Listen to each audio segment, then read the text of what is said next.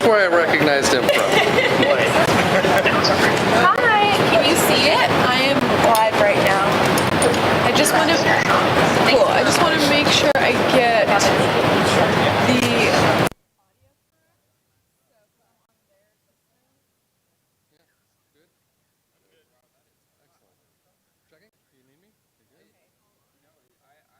I've got my game tuned I think it's as it'll take, but All right, well, let's check the connections. Let's make sure that we're good. You're good. Line level. Checking 1, 2. You got me? I think we're good. You think you're good? I think that's good. Thanks, Jared. All right. Okay, let me know. Bye. You're good? Excellent. Checking 1, 2. Jonathan Tilley. Okay, we can listen. 1, 2, 3. Jonathan Tilley. Does that Do you hear me now? Yep. Are we sounding good? Checking 1, 2, 3, 4, 5, 6, 7, 8, 9. Jonathan Tilley. 5, 6, 7, 8, 3, 4. Checking 1, 2, 3, 4. 10, Tilley. 11, 12, 13, Here's kind of 14, 15, 16, 17, little cameras.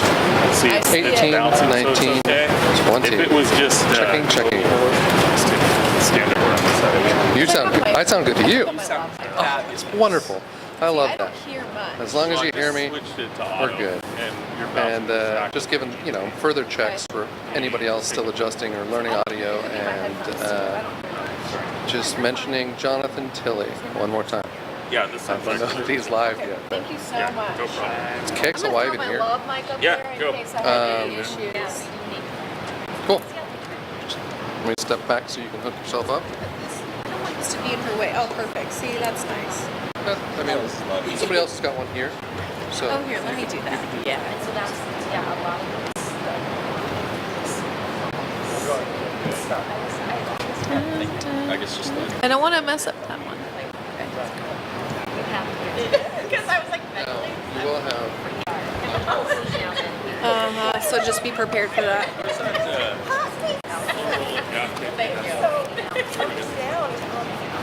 say this isn't the right one.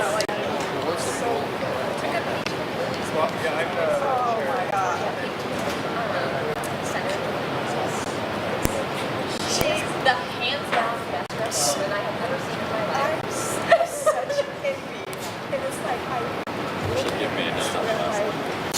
me too. He's just lucky I was waking up slightly. And she always put up to that is such a power. And then, but yeah, she was always so I try to take Thank you. No, in fact, we tried to, frankly, I mean, we are like firefighters. They understand obviously appreciate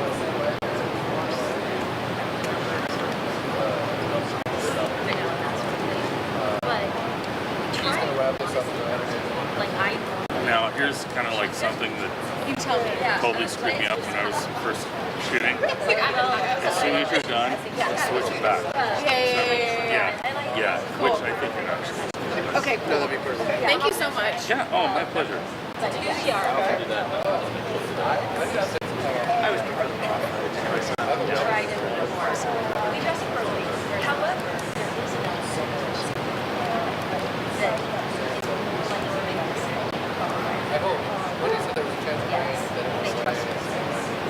I was wondering too. I just wanted to get out of the shade and get out I thought maybe you had a camera. Radio maybe. Just a little zoom. It mostly makes things easy. Sometimes it decides to just do its own thing. You work with what you get. So, super bonus. If you did have a problem, I cut this and get it on the same day. So if you ever miss a press conference, go to the City of Spokane's YouTube and Vimeo page. I was just going to go. Cool. Yeah. So that's why I play such a program. It was strange because Neil made it sound like Yeah. and then like 5 minutes prior, made it seem like 5 minutes prior to you arriving, it's the same deal, and you walk out and I'm like, let's just drive separately. Because I could have just come back.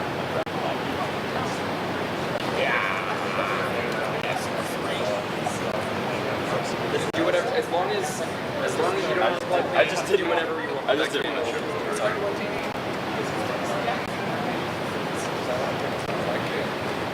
Tilly's gotten really involved in the neighborhood councils. Yeah. Okay.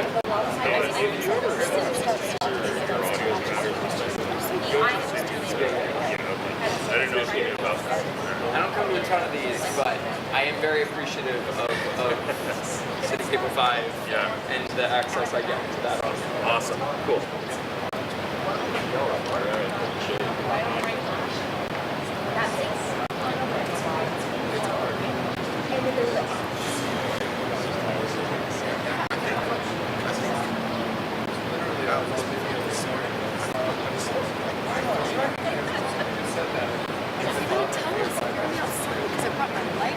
Oh, yeah. That's fun with the light kids, unless you have a good third person or you can like stand it. It's so You can't really get it right. no. I came straight from the house. I had all my stuff, and so I was like, okay, I'll do it by myself. But now I'm like, oh man, I have to carry all this. I think it's photography, like there's a small one, but that's like like a photography camera you take stills. For us, it's usually like video, Yeah, so I can't like be holding it over here, making sure you're lighting. I know. I was gonna say, since it's City Hall, we usually do. Usually inside you have the really nice light. I was Yeah. gonna say, we usually light it, but It's just it's yeah, it's bright. And then now, Bob. Good.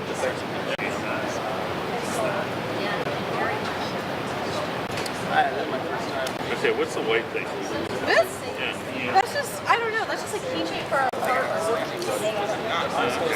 wondering if there's. Oh, you know what? This is actually you. We have a wall, but all the one with our name on it. So it's like a lock. So once you put it in, it locks it. Then you get your own key out, your name. So then they know who has the key and who doesn't. Okay. So it's pretty cool. But the problem is I lose my stuff, and I can't put a long lanyard on this like you got. So then I'll put this somewhere. I'm out shooting somewhere. I'll put it on the ground, and then I'm coming back like, where did I put my car key? Yeah, I gotta tell you, man, those tile and the air tags, they save me every day. Yeah. I was gonna say, my wife really likes stacking stuff on top of my keys. You're like, I can't find it. Yeah, I felt really good because I said, where are my keys? I'm like, and I had the thing, it's like beeping, and she like dug under like 4 layers of stuff that she just put on top of it, and I was like, now you understand. Yeah. So I have like multiple times with the lady trying to cut story. So I'm running around because I lost the car key somewhere. Yeah, that's ridiculous. Yeah. Well, really.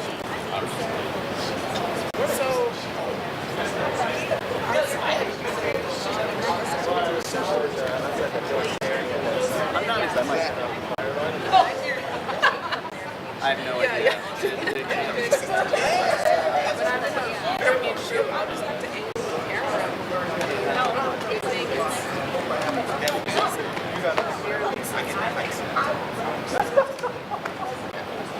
Might work out better for me anyway. Hi, sorry, they're running late, so I can test it really fast.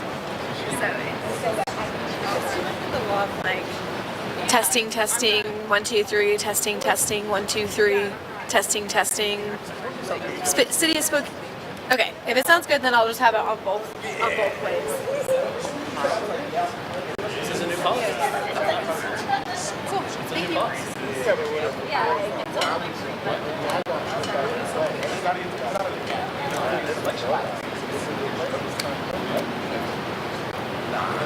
Hi, I'm really nice to meet you, right? Welcome to Spokane. What station are you part of? 2. y'all. We'll get going here in just a sec. So we'll have a couple speakers, and then we'll do a Q&A at the end. I'll call on you for questions. Just raise your hand. Lock eyes with me. What are you saying? Sorry, I missed it. We're good? Yep. Okay. I'll lead you guys through the Q&A. So. Okay. She's got her audio covered. She's good. Yeah, ditto. You guys pick a good benches. You know, it's always a crapshoot at this time of year, but it worked in our favor today. And honestly, it's a killer view. The traveling is so far. I love it so much, but I like the area. Yeah. I know, it's not. I know. I came like Bridge in the summer, and so like we still have nice weather here. Yeah, right as we go in. So back then it's like I'm from Western Michigan, which is super cold. So like back then it's May 1st and it's nice out. I think that's super nice. So yeah. Yep. And I've never done a press conference outside. I know. So this is like different for all of us. I think they're like it's nice out. Yeah, this, I forgot. This is like I know, it's just like, it's more interesting than the Chase Gallery. And like, yeah, there is that locks down. it's good.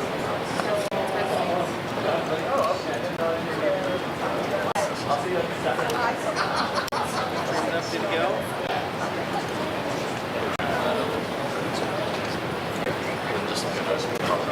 Aaron, we're having you stand up. Yep, yeah,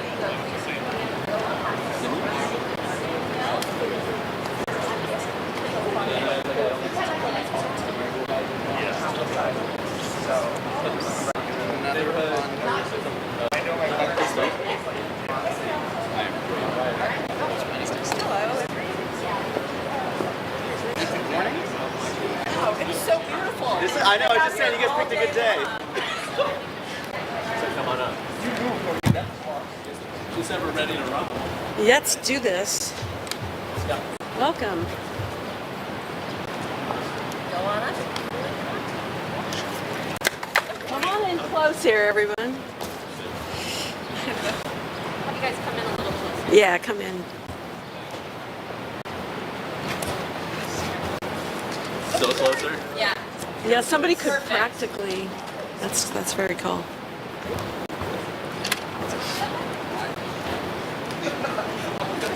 Thumbs up. Yep, we're good. Welcome, everyone. Mayor Lisa Brown. Thank you all for being here. When I moved to Spokane in my 20s, housing was affordable and easy to find, not just for me, but for everyone of all ages and income levels. We all know it's not that way anymore. Every night, there are hundreds of people sleeping on streets, in shelters. There are others doubled up in households, one step away from sleeping in their cars or on the streets. We're also dealing with an opioid crisis that has ravaged families in every neighborhood in our city and in our region. If we're going to have meaningful impact in the face of these challenges, we need a plan. Frankly, we've needed one for years. There are many factors that contribute to housing instability and homelessness. Over the past year, my administration has been focused on identifying root causes, identifying the gaps in our current system, making investments in proven solutions to move the needle, gathering data so we can continue to improve based on the evidence of what works. In the past year, we have made many investments. I'll mention just a few.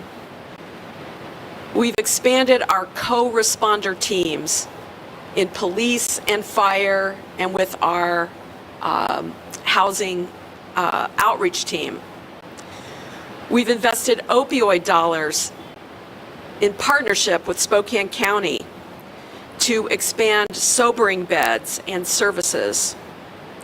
We have the High Utilizer Initiative, which is taking on the small number of individuals that have the biggest impact on emergency room and first responder and other public budgets. We've instituted the core plan to expand police resources downtown. We brought back neighborhood resource officers. We've hired a special assistant U.S. attorney to prosecute narcotics crimes. And that's just a short list. Today, we're announcing a package of proposals to truly address homelessness and root causes contributing to people who are suffering in our community or barely hanging on. This isn't about tinkering on the edges, finding Band-Aid fixes. As I said, we have needed a plan for years, and now we have one. It's called Home Starts Here. Home Starts Here is our guiding comprehensive plan. These are ordinances that will address our all-of-the-above approach at preventing people from becoming homeless, responding and navigating them off the streets, and building more housing supply at all levels to improve the economic security of our residents. We are also announcing an ordinance to create process and safeguards for siting of shelters and good neighbor agreements. And we are listening to neighbors' concerns about the impacts of homelessness and announcing a citywide ordinance that addresses unauthorized camping and protects access to public property, parks, sidewalks, and public spaces in every neighborhood in Spokane. The first proposal we are announcing is what we call the Home Starts Here initiative. This is a unified strategy that meaningfully addresses the complex factors that contribute to housing instability. It focuses on H, healthcare, O, outreach and navigation, M, multidisciplinary, multi-department engagement and enforcement, and E, economic security programs for people in our community.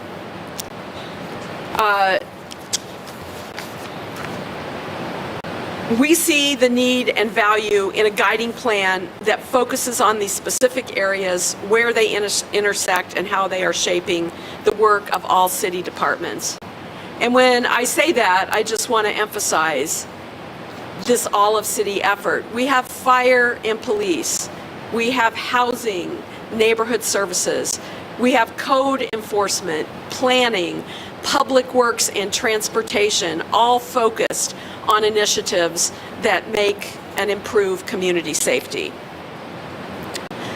Our ordinance also establishes metrics, indicators of success. We want to measurably reduce the number of Spokane residents who are housing cost burdened because they could be the next people experiencing homelessness. We need to add housing units at all income levels, expand home ownership rates, especially among groups historically excluded from housing markets. And we need to increase, at least defend, the percentage of our population who have access to health care. Now I'd like to bring up Councilman Zach Sapone to speak to the next ordinance in the package.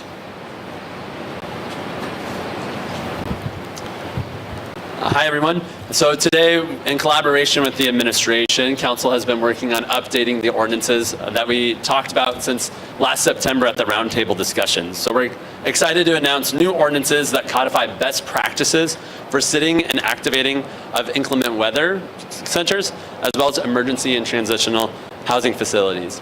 This proposal will change the requirements for inclement weather activation from a temperature measure to a heat index measure. So this takes into account things like humidity, wind chill, and how hot or cold the weather feels, not just the actual measured temperature. This is a much better measure and indicator of inclement weather than a simple temperature activation measure. This ordinance will also codify the City of Spokane, what the City of Spokane has already been doing in citing new locations in city-funded shelters. This includes community engagement and neighborhood notice requirements to any new shelter with above 20 beds. Finally, this proposal would set a requirement and outline a process for a good neighbor agreement between the City of Spokane and shelter providers. This process would facilitate communication between stakeholders, including neighborhood councils, immediately adjacent business owners, and the City of Spokane and the providers. These policy items directly emerged from the homeless roundtable discussions that we had and discussions from our neighborhood councils. And they're responsive to what the community has been asking for. There's widespread support for a lot of these proposals and incorporate perspectives across the political spectrum. I'm looking forward to working with my colleagues on council to getting these enacted into law. And next up, we have, you want to go again? Thanks. Next, we have Assistant Police Chief Wall, and he's here to discuss our citywide ordinance related to unauthorized camping and obstruction of access to public property. Thank you, Mayor. Good morning. I'm Steve Wool. I'm a current Assistant Police Chief for the Spokane Police Department, and prior to this appointment, I had worked out of the downtown precinct. The third ordinance package that the mayor discussed really talks about the engagement and enforcement piece of an individual who's obstructing access to a public way or camping on public property. This ordinance consolidates the existing laws into one singular united law that really expands citywide, like the mayor talked about, not just in our downtown core. We have seen the most success when we are able to engage an individual and provide services to them so that this individual is not moved from one area to another and not provided that help. By working alongside our service providers, our goal of connecting them with services and getting them off the streets is really a win-win for Spokane. This ordinance provides up to 7 days to allow our outreach providers the opportunity to go and navigate these individuals into housing or into treatment. So like I said, they are not just moved from one area to the next. I will note though that this waiver is, however, for the encampment does not necessarily need to be 7 days if there's a public health concern or a public safety concern. This kind of mirrors the existing process that we're working right now with our encampment resolution and that we work so closely with our providers and with code. The Spokane Police Department has worked collaboratively alongside this current administration to really bring this new proposal and make these changes to this ordinance that will really provide us a clear package as we deal with folks who are really struggling. So thank you, and I'm going to pass it back over to the mayor at this point.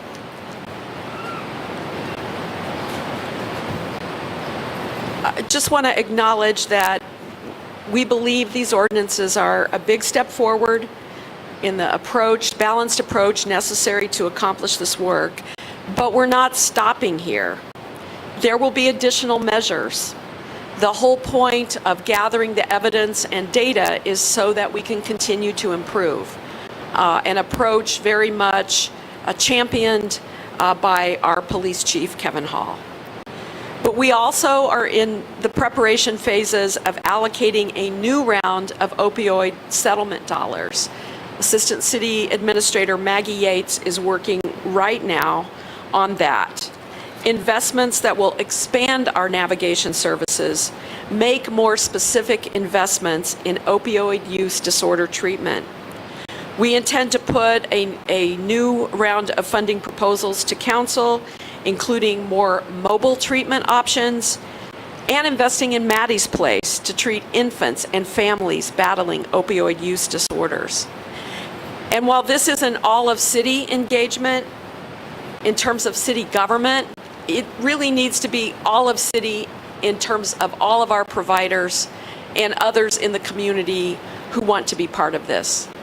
Just yesterday, I attended an event at Bethel AME Church in which over 90 faith leaders came together. Drew Peterson from Knox Presbytery to Pastor Walter Kendricks from Morning Star Baptist. And They came together to discuss their experiences in partnering with us, in providing small-scale shelters, and learn about options for utilizing church property and resources to take on affordable housing in our city. That was very inspiring to me that we're not stopping here. The whole city of Spokane has compassion and wants to see this meaningful change take place. So with that, I'm happy to take a few questions. Please, I'll let Aaron call on people. Yeah, in terms of these ordinances, where are we in terms of establishing those full-time? Where does that process lie? Yes, the ordinances, as Councilmember Zappone said, and Councilmember Dillon is here as well, we have been working on them in collaboration with council. That doesn't mean they're finished. Now the job goes to the city council, who will have hearings in committee on these ordinances, take further public input, and ultimately it will be up to them on the timing and when and exactly what to pass into law. Additional questions? I'm going to follow up here. For Assistant Police Chief Wall, so 7 days to get, if you see somebody lying on the sidewalk obstructing a public pathway, what does that process exactly look like? Could you clarify so I can understand that a little better? So that 7 days is for an encampment. If somebody is blocking a sidewalk, there's specific language in there that talks about that obstruction. That's something that we can deal with immediately. We don't have to wait those 7 days. Our goal is always to have that education and engagement. Because like I said earlier, that's what gets them into wraparound services, so that it's not that city block today, another city block tomorrow, but we don't have to wait those 7 days when we have something where it's impeding traffic, impeding pedestrians, things like that. And would that be a housing outreach team, or would that be the police working with those folks? Together, we're a team. So that our outreach team, our homeless outreach team, our service providers, our code enforcement, they work together on that. Hi. So Mayor Brown, as far as the scattered housing initiative that started like barely 6 months ago, where do you see home contributing to that growth there already? I'm sorry, just clarify that question again. Where do you see the new home initiative adding to the scattered housing growth? Yeah, so the navigation center and the small scale shelters are part of the home initiative. They are in the outreach part of the home initiative, where we specify that the navigation center, which is referral only, takes up to 30 people, and then consequently refers them to their next step in the process, which might be one of these small shelters, but it could be treatment and recovery services. It could be a transitional housing facility. It could be going even into permanent supportive housing. Say we encounter a veteran who is eligible for a VA type housing situation, we may be able to navigate them directly into housing.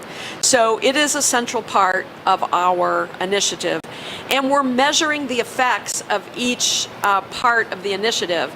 So we were dismayed to find that early on in the administration, the actual housing percentage from people that had been at the track shelter was a very low number, under 10%. With some of our other initiatives, we are seeing much higher percentages of people being successfully navigated into housing. And then we also measure if they in fact return to homelessness again. So this is a approach which relies heavily on continuing to learn more about what works and trying to put more resources into what works. And it relies heavily on partnerships. I want to emphasize again, because it doesn't always come across very clearly, that just despite some issues where the city and the county might not be completely aligned, we are very aligned, as the joint meeting we had last week, very aligned on how we respond to the opioid crisis. And we are working together on both state investments that we're asking for, federal, but as well co-investing the opioid settlement dollars that we currently have in things like sobering beds and expanded treatment for people. We want ultimately 24-hour walk-in for someone who's ready for treatment. Because if they are ready at 2 in the morning, but the facility at the health department doesn't open till 9 a.m. or 8, then that gap is where really bad things can happen for them and other consequences for our community. So we still have a lot of work to do to fill the gaps, but I feel very strongly that by laying out this comprehensive approach, we're really on the right track. You mentioned a little bit about the metrics and data collection. I was curious if you could expand on that a little bit more outside of, returning to homelessness, but you talked about cost burden renters, home ownership, healthcare access. Tell me a little bit more about the data collection itself and how wide-ranging this is actually. Well, again, this is partnership. We don't personally collect all this data. We refer in our home initiative to other plans in which some of this information is tracked and monitored. We partner with the Continuum of Care on 5-year strategies around homelessness. We partner with the county and the valley on and the regional health district on a homelessness management information system dashboard, and we partner with Greater Spokane Incorporated on what they call the SEDS, which is an economic development plan. There are a variety of entities in the community that are collecting this information. The goal is to pull them into one place and to continually use them to drive our policy and our strategies. I got one more for you. Sure. Just in terms of the Home Starts Here plan, you mentioned establishing economic security for folks. Could you kind of clarify that a little bit and give an example of what that might look like? Yes, thanks for asking that. We have a high percentage of households in Spokane that are known by an acronym known as ALICE. That's Asset Limited, Income Constrained, and Employed. Another way to think about it is folks that are living paycheck to paycheck. And so they are one medical crisis, car breakdown, child care falls through, or disruption in family matters away from potentially being homeless themselves. So we want to focus on that. The more we can do upstream, where we are addressing people right where they're at while they still have housing. Some of that's rental assistance, some of that's eviction, working with people around eviction to prevent evictions. Some of it is connecting them to resources that they're qualified for, but they don't even know it. So many people in our city, we did a special campaign because they didn't know they were qualified for the Working Families Tax Credit. That's money coming back from Olympia that they deserve. Our own city utilities have a discount rate for seniors and others that are income constrained. We want them to take advantage of that. All of those things contribute to a more solid income level for Spokane residents, which just keeps them more cushioned from the kind of instability that could lead to them being out there. Any other questions? All right, thank you all. Thanks, everybody. Great, good work. Good work. Thanks for being here. Really appreciate it.